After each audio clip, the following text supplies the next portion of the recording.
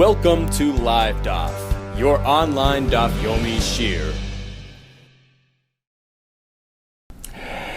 Shalom Aleichem, and welcome back to today's Daf. CHULLIN and Beis, we begin. It's almost at the wide line, so it's 3-4 lines right before it widens.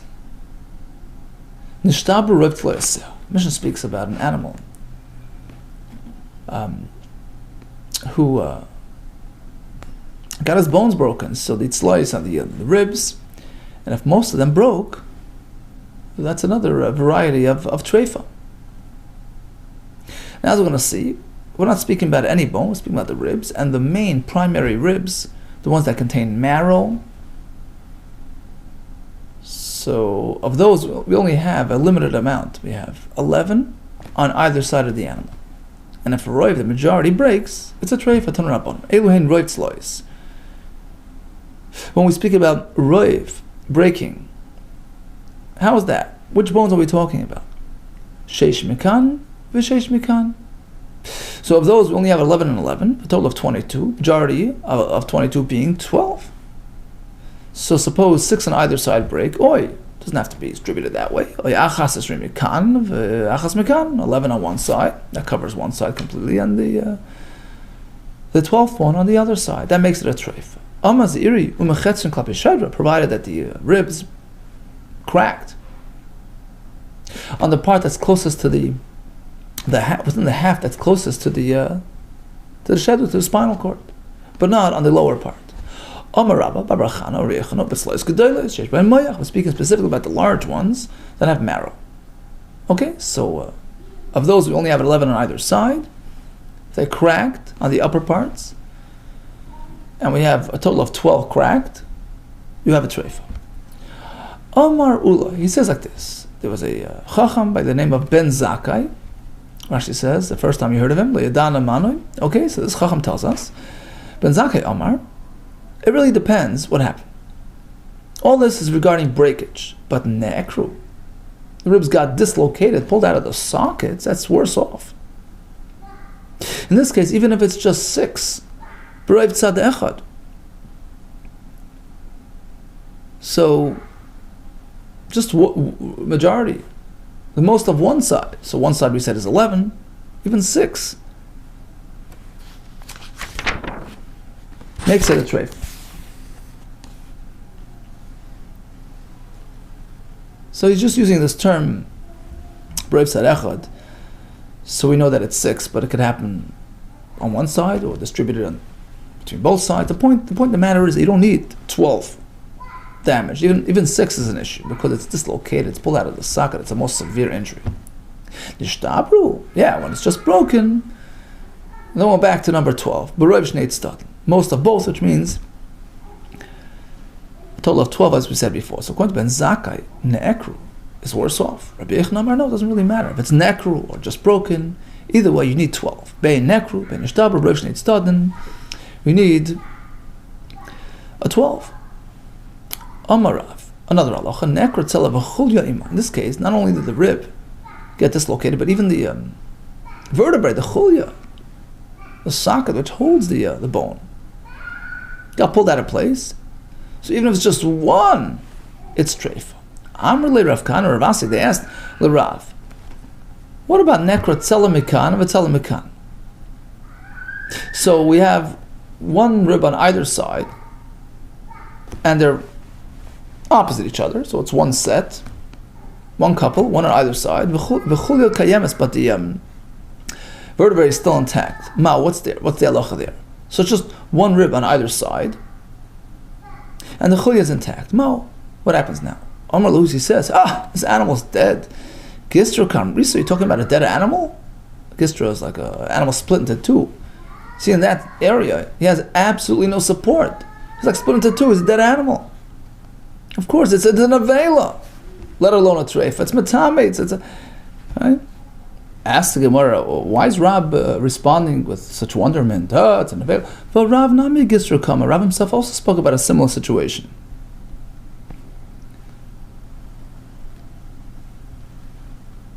Right? He spoke about an animal who lost his rib, right? nekrotzela with the chulya, and Rav considered it merely a treifa. It's not kosher, you can't eat it, but it's not metame. So why is that so different in this case? It says the big difference. Kikama Rav was speaking tzela b'lei chulya. He was speaking where only the rib was pulled out of his socket. The chulya was still remained in place. Really, v'tzela v'chulya ka'amar, says the Gemara. Take a look at Rav's lashon. He says nekra tzela v'chulya. The vertebrae was also dislocated. No, he meant tzela v'chatzi chulya. He didn't mean the entire vertebrae. He meant the rib and half of the vertebrae, like the socket, but not the actual vertebrae itself. That still remained in place. In that case, it's the damage isn't so severe to consider it a dead animal. It is a treifa, but not worse than that, as opposed to this case, which is worse. Says the Gemara, "B'chalal of Kahan Ravasi tzela b'lei chulya amri." So, if we already know that if even part of the chulya is gone, it is considered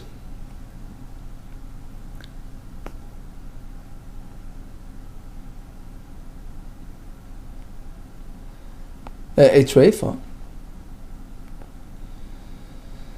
So apparently, when they asked the question, it was about something they didn't hear about. They didn't know yet, right? So if Rabbah spoke about, let's say, in part of the chulya, missing, making it a treifa, apparently their case is speaking that there's no chulya damaged at all. Mechlal de Rav Kana Ravasi, when they posed their shaila about the double rib, right, one on either side missing, of course, it's tzela b'lei chulya. They were talking about the rib dislocated, but the chulya was unaffected. Otherwise, they wouldn't be asking a question. They would know the answer themselves from the other halacha of Rav.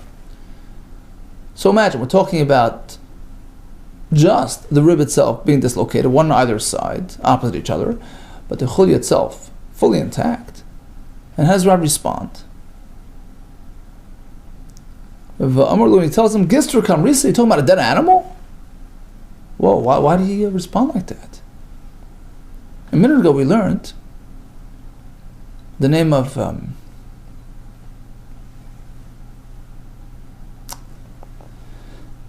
Zakkai, that even dislocated ribs on a grand scale still, at most, at the worst, only makes it a treifa. Right? We just had it a minute ago. V'amar Ula, Ben Zakkai Omar, he quotes Ben Zakkai, Nekru, they dislocated, they pull out of their sockets, B'reiv tzad echad, which we learned to mean 6. Most of the 11, right, of one side. The shtabra, if they broke Brish, it's done you 12. So until you get to 6, it's not an issue. And here they're talking just about one on either side. They're told of just 2. And Rab is responding with wonderment. What do you mean? It's worse off, it's in the veil. Says the Gemara, Amalach, the answer is like this. We could answer, there's a slight difference between the two cases. Rav Kahana Ravasi spoke about a unique case. True, it's merely just two ribs dislocated, but they're right opposite each other.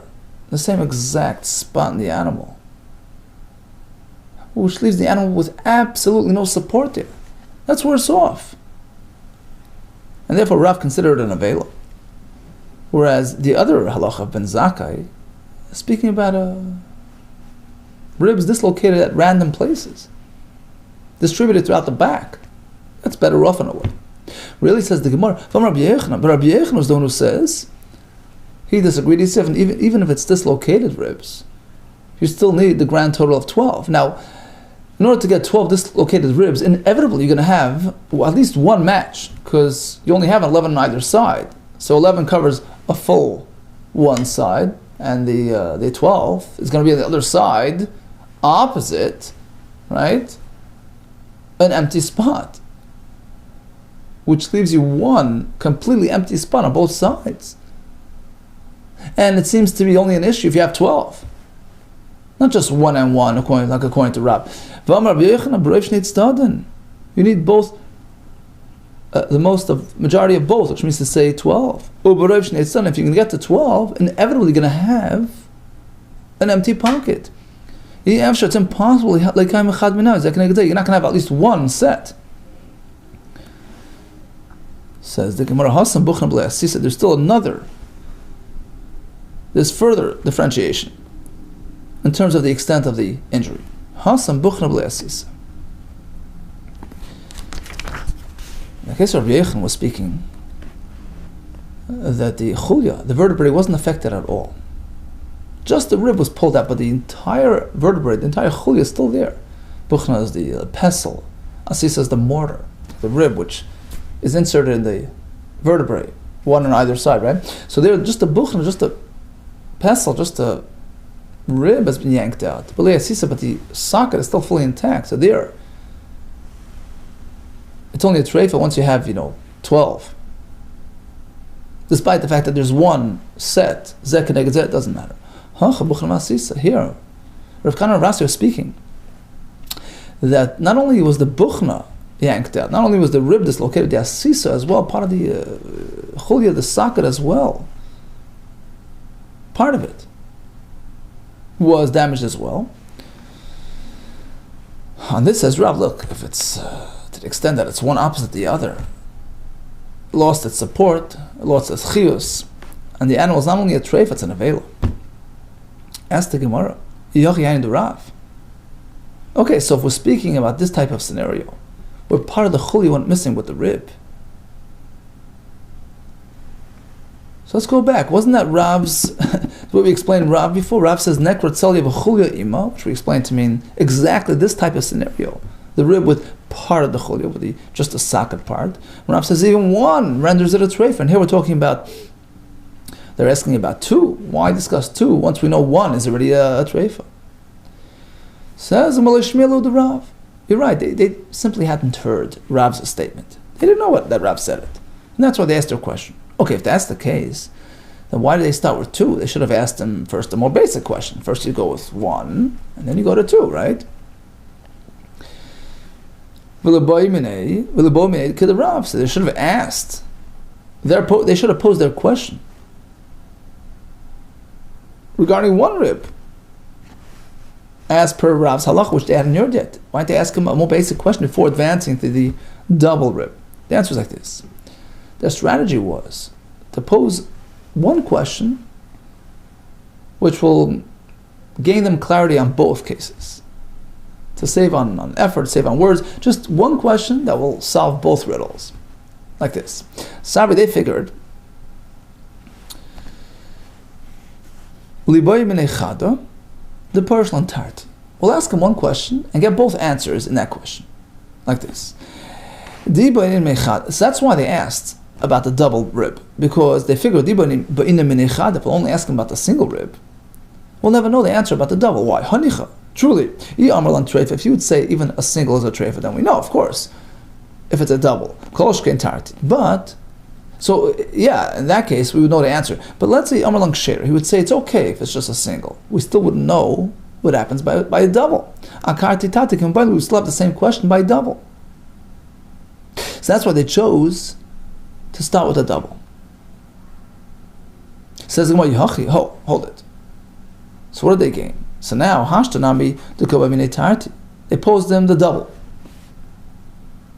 It's still not a foolproof approach. Hanichi Amaluk Shera. Yeah, certainly if you would say a double is okay, then we know Koshken Chad, of course one is okay. I mean, if two is okay, one is okay. V'Amaluk Treifa, but let's say he would paskin that the double rib is a treifa, we're still in the dark regarding one. Akati, Chadim, Bailu. They still wouldn't know what happens if it's just one. So what do they gain? The answer is Sabri, they figured in Cain, if it were so, that even by one it's a treifa, then by his tone of voice, they would discern that. In Cain, Mirtach Karasach, he would be sort of agitated, but in his response, he would give an excited response. Chada treifa, Tatim Ebaya. If even one is a treifa, of course, it goes without saying that two is a treifa. And that's why they chose to present it this way. We'll ask him about two. If he answers sort of calmly, then we know two is a problem, one isn't.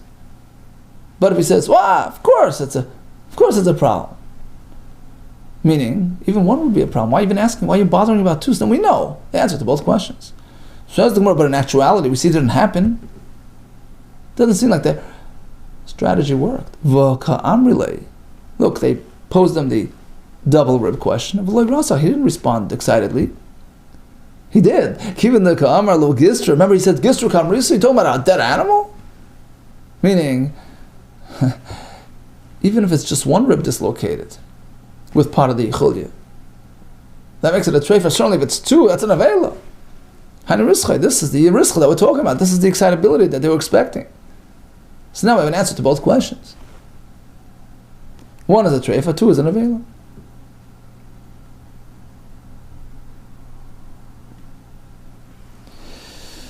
Okay, let's recap the sugya of the broken ribs. Mishnah learns Nashtabru Roig makes it a treifa. We learn that there are 11 on either side, big chunky ribs with the marrow, and the crack occurred on the upper half. Now, if it's just cracked, we need at least 12. What about dislocated? So clean dislocation without affecting the actual vertebrae. We had Ben Zakkai who says even 6, Rebechan says you still need 12. If part of the chulya is dislocated as well, if it's even a single rib, treifa. If it's a double across each other, that's even worse, that's an avela. Amar Rabba bar Shila Amar Rab Masna Shmuel. 3 halachas regarding treifa, nekros mikara. If the rib was dislocated from its socket. Number 2, the skull was mostly crushed. Number 3, most of the basa around the stomach got ripped. It's a treif. Let's analyze one by one. Necroselim mikara treif. For Aminu we have a kasha. We turn to the base. This relates to the halachas of tumah. So we have a mace and which is matame, anything under the same roof, provided his skeleton is pretty much intact, including the skull, including the backbone and the vertebrae. How much is going to be missing to disable, deactivate the tumah? How much in the shedder must be missing? Until you're missing 2 vertebrae, it's still matami. So only if it's missing 2 chulyas does it lose its tumah. They're machmer. They say, they're lenient. They say even if it's just missing 1 chulya, it lost its form, and it's not matami b'oil. That's halacha regarding tumas oil. V'amar Vid Amar Shmuel, the same Shmuel that we had a minute ago, right? The same exact model applies to treifa. Once the backbone is missing, 1 chulya according to Beis Hillel, that's a chumrah, or until 2 chulyas according to Beis Shammai, right? So at that point, there becomes a treifa. No, so what do we see from here? That treif only happens if it's missing a chulya. And here the same Shmuel tells us, even the dislocated rib itself, it's not affecting the chulya, it's already a treifa. Says the Gemara, Hochatzela b'lei chulya, Hasam chulya b'lei tzela.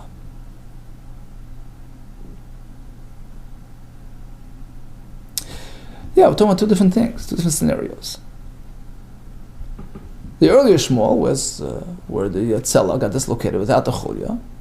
That's enough to make it a treifa. Here, we're speaking on the part of the back that only has the chulya. Towards the back, you only have, towards the tail, there are chulyas, right? The spinal cord is embedded in the chulyas, which sort of run a straight track all the way to the tail.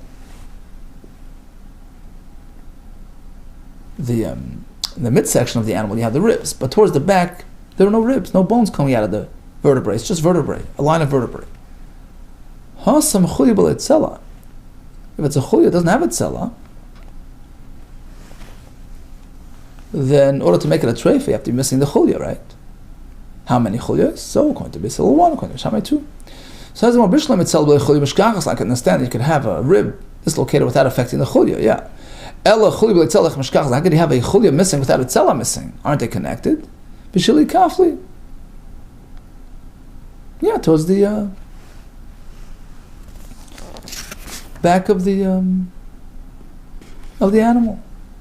Kafli, the folded, the flank and the sides. So towards the back there, You have chulyos without a tzela, and that's what this halacha is about.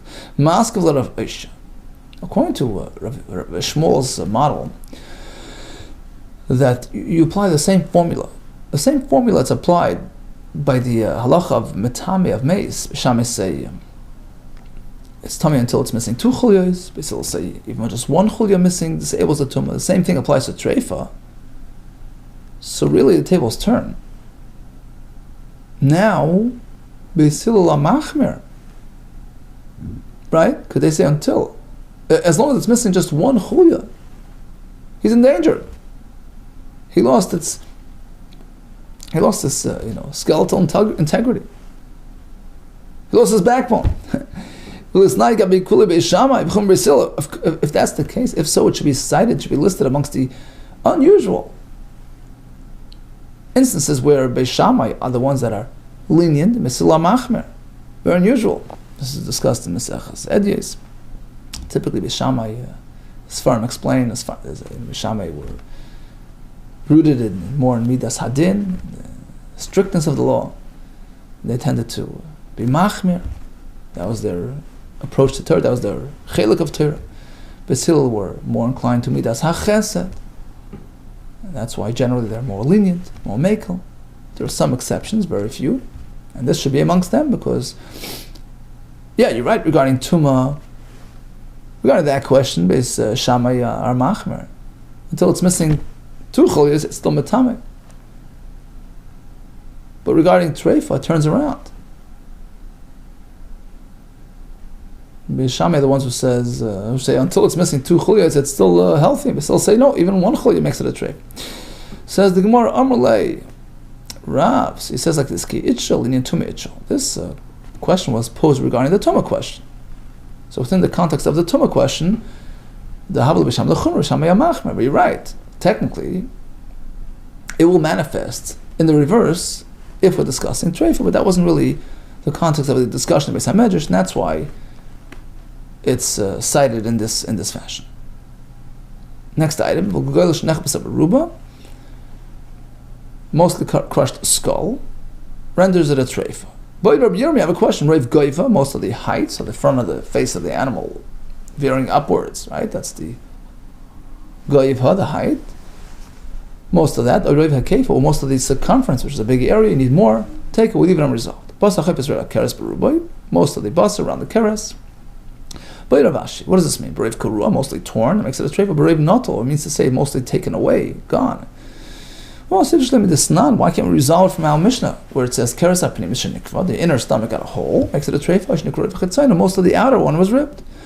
V'am marava, the marava they quoted Mishmei Rabbi Yochanina, kol keres kuloi, so keres hapnimi. What? How do we define keres hapnimi? The whole regular stomach. Ve'ezoi keres hachitzon, what's considered the outer stomach? That's the flesh that enwraps it. Basar achav yisrael keres.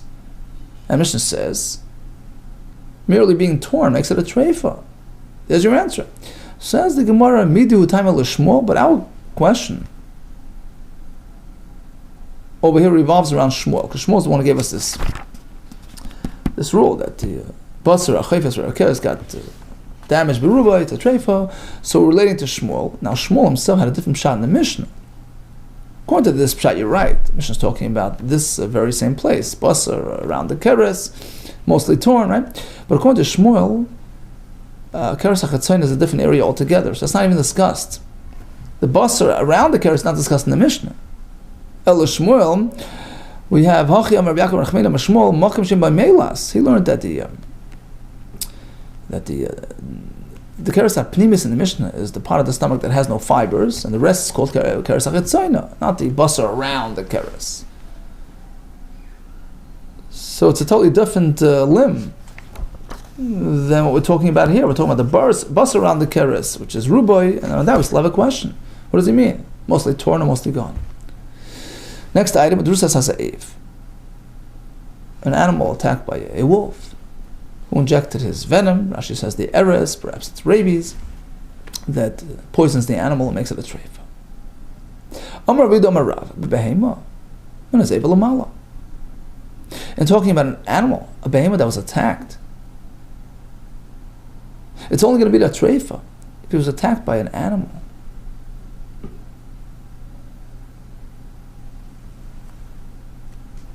which has the ability to harm him.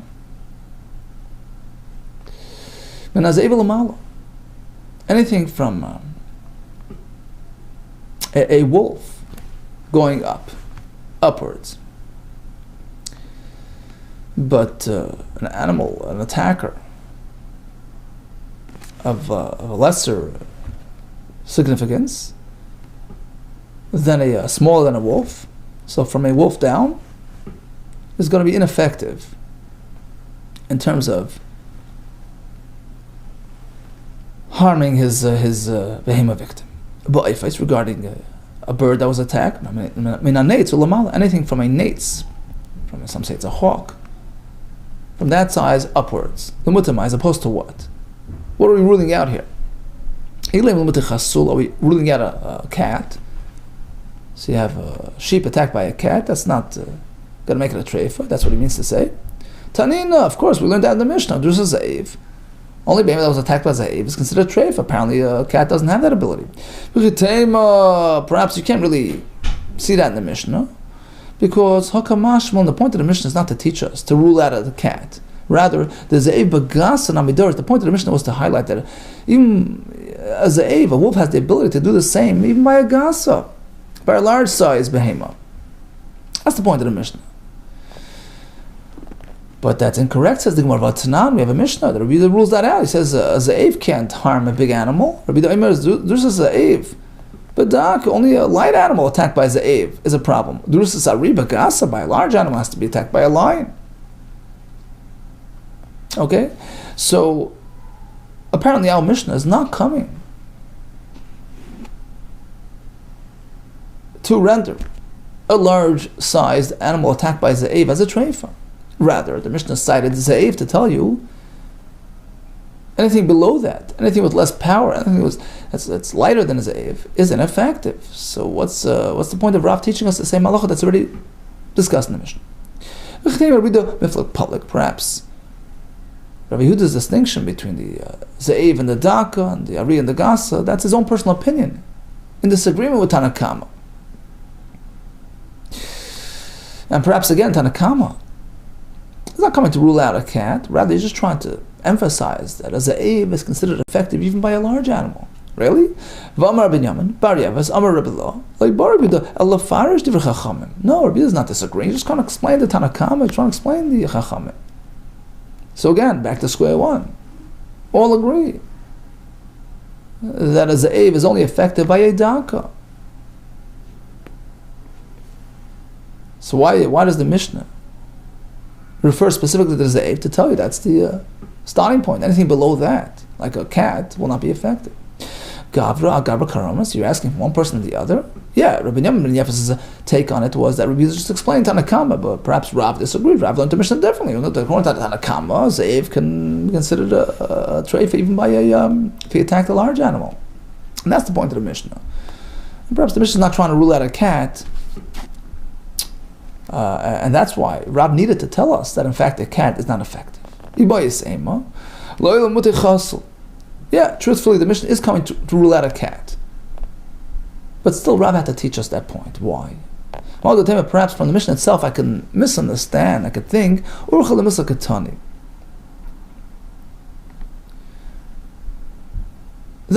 reason why the Mishnah referred to a wolf is because that's a more common scenario that a wolf would attack. So he's just, referring to commonality. But Kamashmon comes Rav and says, no, actually, it's very specific, very exact.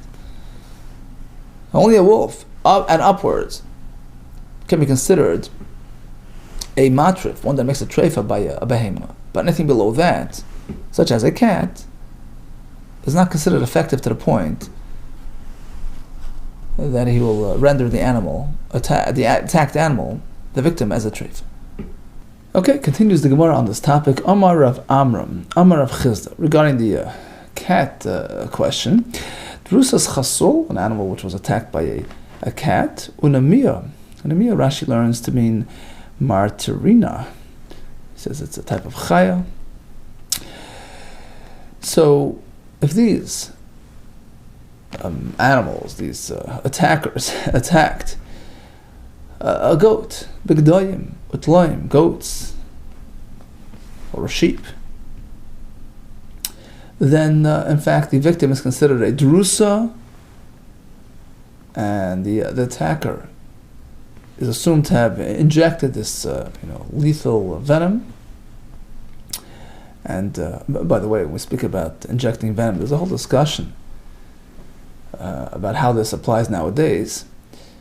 In fact, Rav Ayer Carmel had discussed this with Rav Dessler, the author of Michtam Eliyahu. How does this jive with what we know today? Because today, all this discussion which we have about venom being injected, and we'll see later,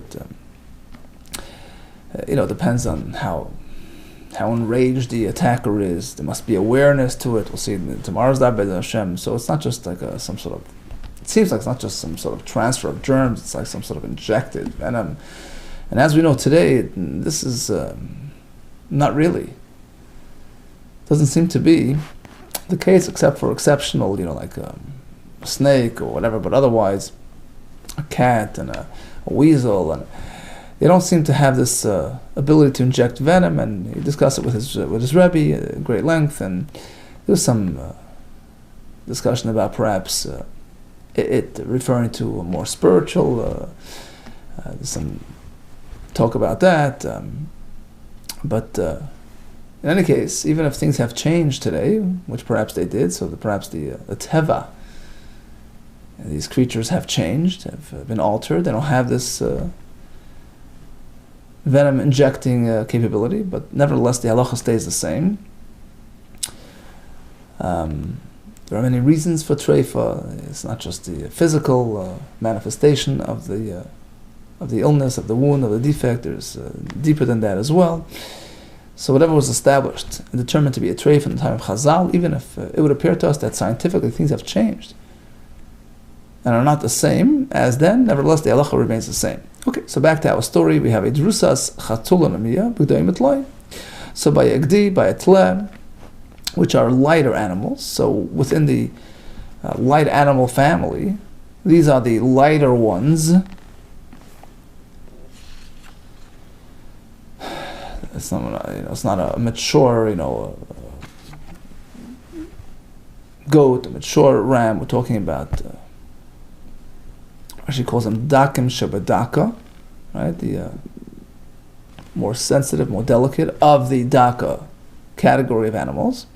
And we're going to see later that even Rav Chizda would agree when it's a ayil, when it's a rachel, a more mature sheep, then of course it's unaffected by a cat attack.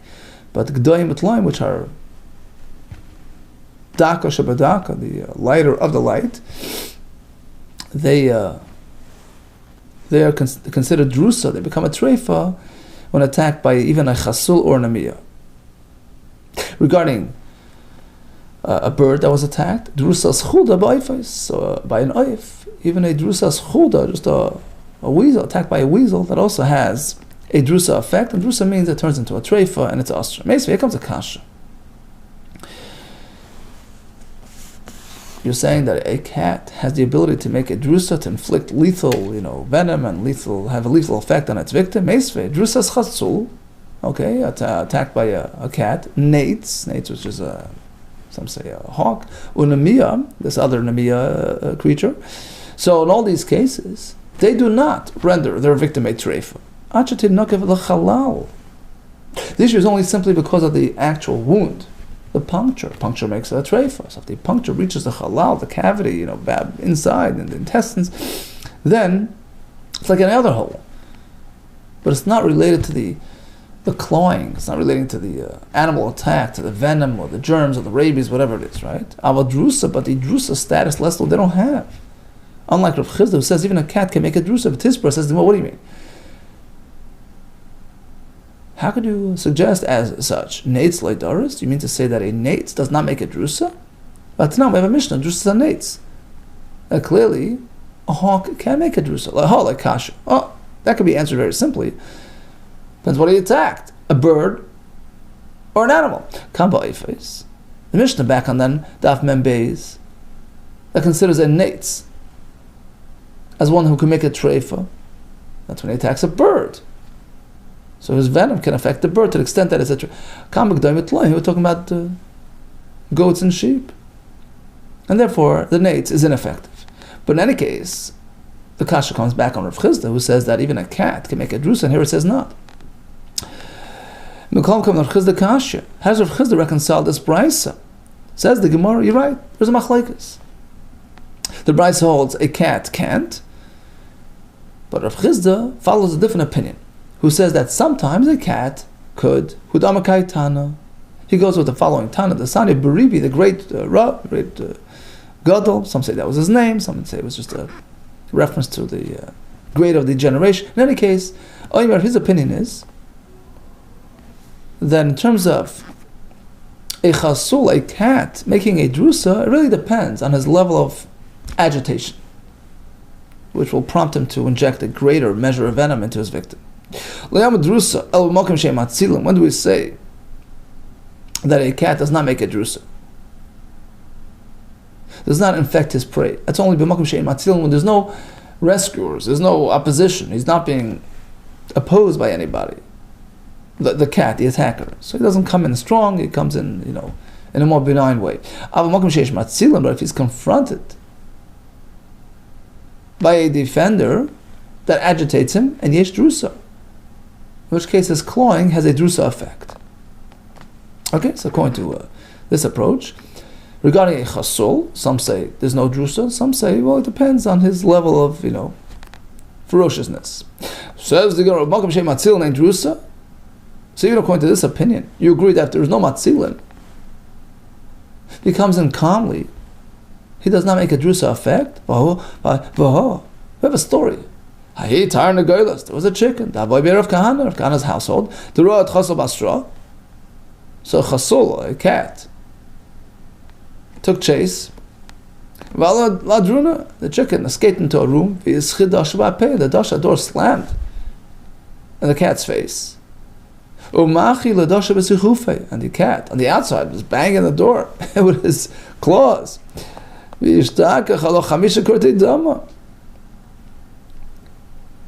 So he hit it with a palm, and then we find 5 marks, finger marks, 5 marks, 5 blood marks on the door. And Rashi says that's the eres, that's the venom that we're talking about. Apparently, he produces venom even though he's not being confronted. Well, says the Gemara, the fact that he had a door to break through, that excited him, enraged him, and produced that venom. Hatzalas atzma. The chicken trying to save itself behind the locked door. Nami, that too is katzalas acherem dam, as though others have interfered, meaning that enraged the cat and brought about this result. Katzalas acherem dam. Now the Rabban who say that a cat is not considered lethal in this respect. What happened to the fact that we found these marks? Ziyara Isla, yeah, it has some level of venom, but like Kali Ziyara, the Ziyara, its venom is not Kali, it's not burning, it's not strong enough to infect his prey. Igadam, there's another version which flips this whole thing around. Rav Kahana is the one who said, Rav Chisda, that a cat can make a drusa. And the question was, we have a brisa which seems to say it can't. Ikadamra says, some say, Hamani Baribi, that brisa is going like Baribi. Sometimes it could, and sometimes it can't, depend on its level of excitement. Whereas the other shita, the Chachamim, to which Rav Chisda concurs, they hold that a cat can always infect its prey. But the brisa, Hamani Baribi, is going to Baribi, who says, depends one. Baribi hi desanya, Baribi aimer, lo yamra ish drusa, makam sheish matzilin. When do we account for drusa? That's only when there's opposition, which enrages the attacker. But there's no matzil in the area, ain't drusa. He's not as agitated, there's no drusa. Really? Makam shei matzil ain't drusa? When there are no matzil, there's no drusa issues. That's the same story of the chicken, right? They ran away. That we from Kahana's home. There was chas basra, which was traced by a cat. Sounds like Chad Gadya. V'ale druna. V'yitzah chadash v'apei. Door got slammed. He whacked the door. They found the blood on it. The mark of the venom. Why? The answer is Hatzalas Atzma Nami Ka'atzalas Achirim Dami. The fact that he was escaping and giving the attacker a hard time, that had a similar effect on the attacker, enraged him, agitated him, hence the presence of venom. Okay, so regarding the cat question, we have machlokes. So according to one version, some say never, and some say sometimes. According to the second version, some say always yes, and some say sometimes. Rav Kahana, Rav. Oh, same question was posed to Rav by Rav Kahana. What about this cat? We turn to the next Amud. Yesh derusa l'chasul, or yesh l'chasul. An animal which was attacked and clawed by a chicken. What's its status? Is it considered drusa? Is it a treifa or not? Amar Lazy says, Af l'chuldi yesh drusa. Not only a cat can do drusa, even a chuld, even a weasel. That was his first question and answer. He asked him a series of questions. Next question was, yesh drusa l'chulda? What would you say about a chulda that attacks? Does that make drusa? Or yesh drusa l'chulda? Perhaps not. Amar Lazy, this time he says, just the opposite. Af l'chasul ein drusa. Not only is a chulda deemed unaffected, a cat as well, which seems to be contradictory to what he just said a minute ago. Third question. This time he asked both.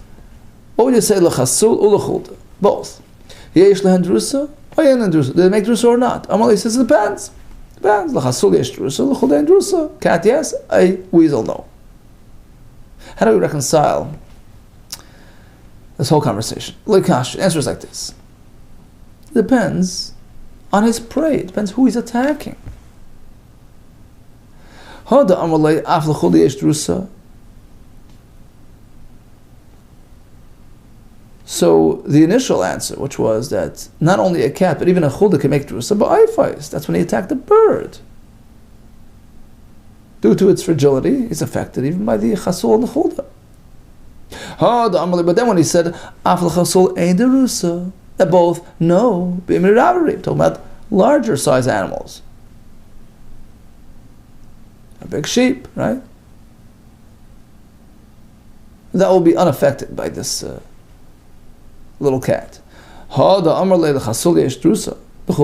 he said, well, cat yes, chulda not, that is referring to bigdoyim atlaim, thinner animals, many animals, a little goat, a little sheep,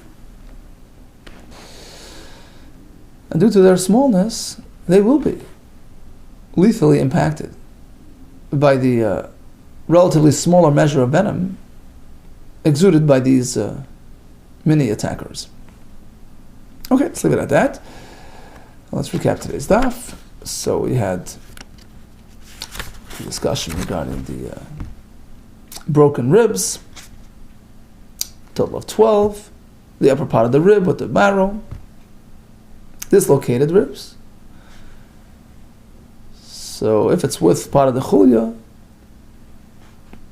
even just one rib would be considered a treifa. If it's one opposite the other, so two as a pair, it's even worse. We discussed the missing chulya. According to basically, even one missing chulya makes it a treifa. We discussed the animal that was clawed by the ze'ev. And we discussed the animal that was attacked by a chasul, by a cat. Conclusion was, really depends on the size of the victim. Larger animals are unaffected, but smaller animals, that's given to machlekes. According to some, a cat can make drusa. According to others, it can't, and according to others, yet it depends how enraged and agitated the attacker is.